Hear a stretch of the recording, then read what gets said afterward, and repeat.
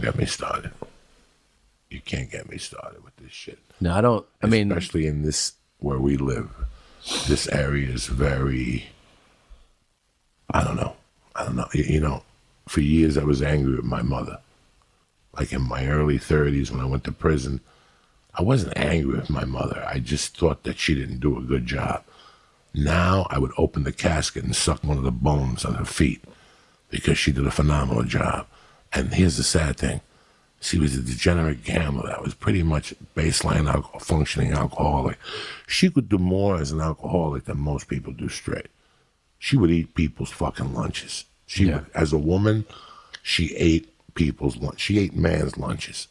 Never mind these cunty women that complain all day and don't do dick. Yeah. So now I have a big time, because the reason I'm in this room at 56 is because of the principles that she exposed me to and the little things she did.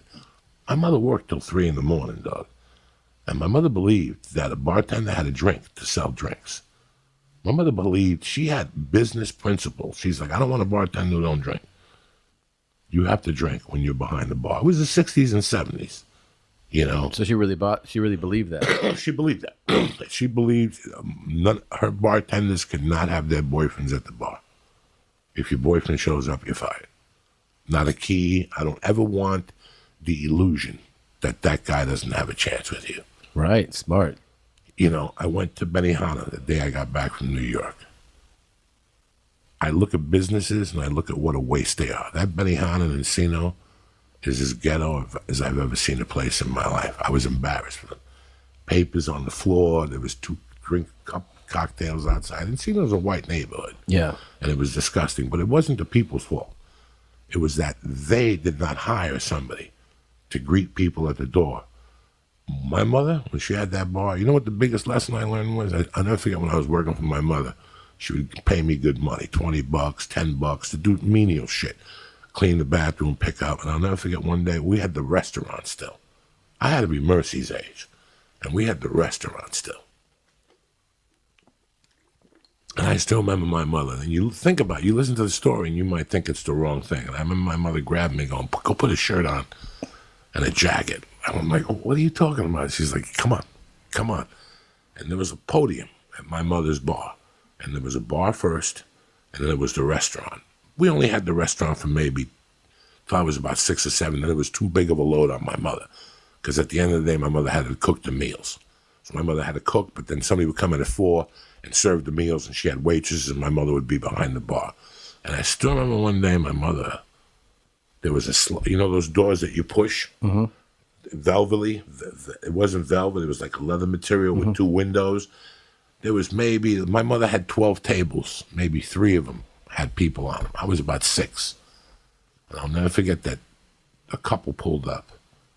And the bar had like 15 people at the bar. And 2 people pulled up. And they go, do you have a table for 2? And they were like, oh, aren't you young to be a maitre d'? And they were goofing on me. And I go, let me seat you. And I'll never forget, my mother was busy. And she goes, what happened to those 2 people? And I go, I sat them. And she goes, you weren't supposed to see them. You're supposed to see them at the bar, and I got to get them for 2 drinks. Before I seat anybody in my restaurant, I don't care if it's packed or empty, I got to get them for 2 drinks at the bar. This is a woman in 1969 telling me this. Yeah. And me going, what the fuck are you talking about? And then she goes, where's that $10 I gave you? I took it out. I go, here. And she took it out of my hand, and she goes, you just lost it. You just paid for those 2 drinks. And she walked away from me. And I cried, and I fucking remembered that lesson till today. I remember that lesson. Yeah. At Benihana, there should have been a guy there that should have taken me and my daughter. Oh, you don't want it? You're too young?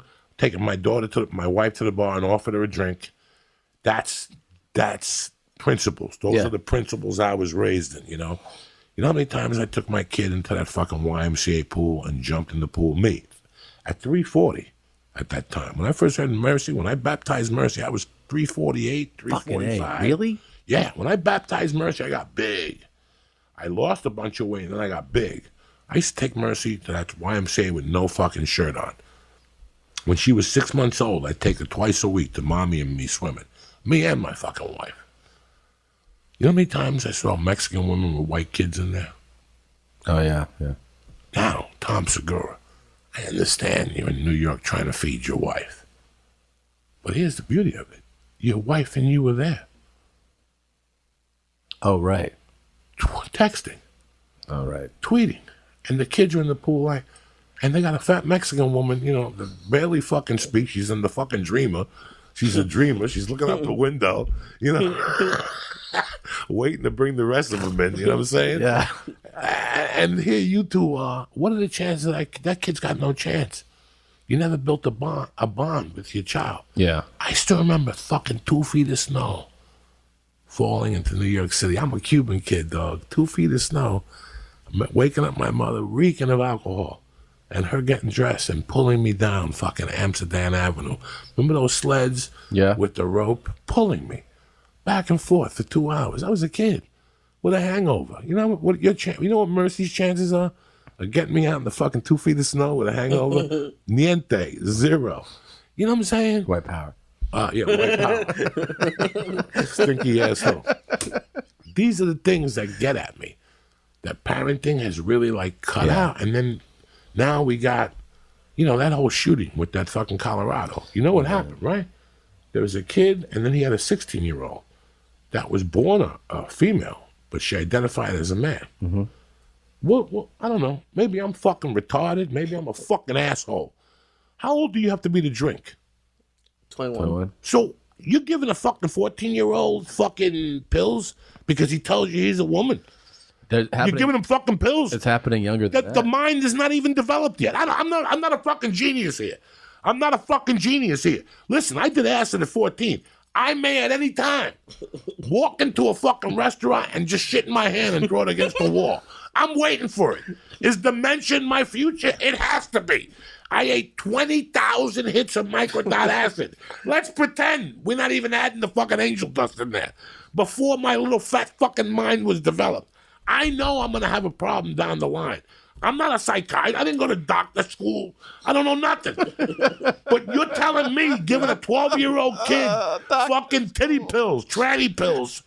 You're going to give some kid tranny pills at 12 and not fuck up his little mind? Did you not know that the 16-year-old had to sit in court with his fucking mother because he identifies as a fucking woman, but he's really a fucking man. If my kid, Tom Segura, Mercy comes home and says to me, I identify as a man, I will start smacking her. What the fuck? You know what I'm saying? Yeah. I identified as a savage. I still check the box for fucking mail. Okay? I identify as a savage. I rob people. I put people in trunks of cars. I don't give a fuck. I am a savage. I still mark the box gender. Male. I like to put other. I'm a fucking savage fucking animal. But so how can really? We're going in like fucking Marines. You understand me? Welcome to church, motherfucker.